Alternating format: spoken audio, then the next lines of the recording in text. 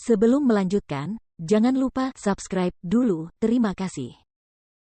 Bab 326 mengarahkan pandangan mereka pada Old White. Ketika Feng Xiao tengah menyiapkan bubur, Guan Xilin datang ke tempat tidur dan membantu Feng Xiao serta membantunya berdiri dengan hati-hati agar Feng Jiu dapat menyuapi buburnya. Sambil meniup sesendok kecil bubur, ia berkata kepadanya, "Ayah, ada sedikit cairan spiritual yang ditambahkan di sini.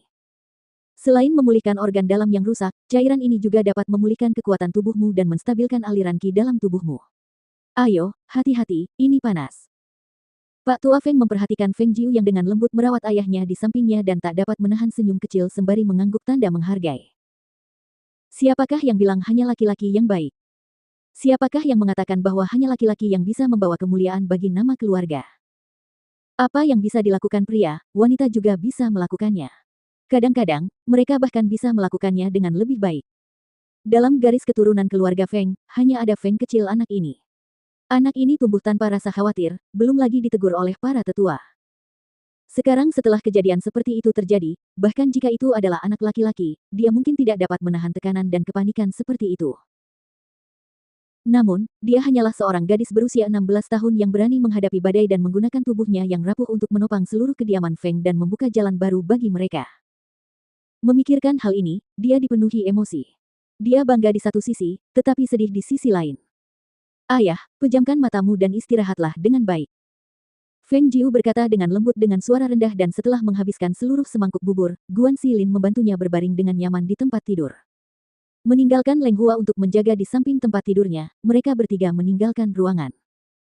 Kakak, kemarilah ke halaman rumahku untuk berbicara." Ia menatap mereka berdua dan menunjuk ke arah pintu. "Baiklah." Keduanya menganggukkan kepala serempak. Feng Jiu melihat ke tengah halaman tempat Luo Yu dan yang lainnya berada, lalu berkata, "Kalian semua, tetaplah di sini dan jaga halaman ini.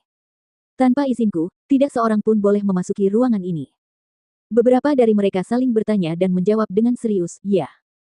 Setelah meninggalkan instruksi kepada para pengawal Feng, mereka pun berjalan menuju halaman rumahnya. Di sisi lain, di istana.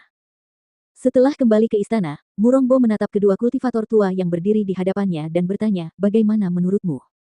Apakah menurutmu Feng Xiao benar-benar koma dan dalam kondisi vegetatif?" Bukannya dia curiga, tetapi masalah ini terlalu sulit dipercaya bahkan baginya.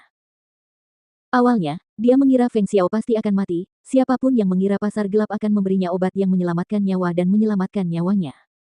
Mereka mengira dia akan terbangun karena nyawanya telah diselamatkan, tetapi dia malah menjadi sayur dan tidak dapat bangun dari komanya. Meskipun ini merupakan hal yang baik bagi mereka, hanya saja tetap saja ada rasa tidak enak dan kesal di hatinya. Kedua lelaki tua itu saling memandang, pikiran mereka berkecamuk, dan mereka mulai merenung. Setelah beberapa lama, mereka baru berkata, "Penguasa, Feng Xiao telah menerima pukulan dari kita semua. Saat itu, kita semua menggunakan hampir 70% kekuatan kita. Jika itu orang biasa, dia pasti sudah lama meninggal. Hanya Feng Xiao ini yang bisa bertahan sampai sekarang, tetapi kami percaya bahwa meskipun dia masih hidup, tidak ada bedanya dengan mati." Lagi pula, kedua serangan telapak tangan itu diarahkan ke 5 organ dalamnya, bahkan para dewa tidak dapat menyelamatkannya. Mungkin dia hanya menunggu kata-kata penegasan dari mereka agar dia bisa merasa tenang. Pada titik ini, setelah mendengar kata-kata mereka, dia akhirnya melepaskan semua kekhawatiran yang ada di hatinya. Raja ini juga punya pikiran yang sama. Dia menganggukkan kepalanya dan akhirnya tersenyum saat berkata, "2 hari ini sangat berat bagi kalian berdua. Merupakan suatu berkah bagi kita untuk berbagi kekhawatiran dengan penguasa kita. Hanya saja." Kedua suara itu sedikit ragu-ragu karena mereka memiliki ekspresi bahwa mereka ingin mengatakan sesuatu tetapi tidak tahu bagaimana cara mengatakannya. Melihat ini, Murongbo tertawa terbahak-bahak dan berkata, "Jika ada kata-kata yang ingin diucapkan, silakan diucapkan."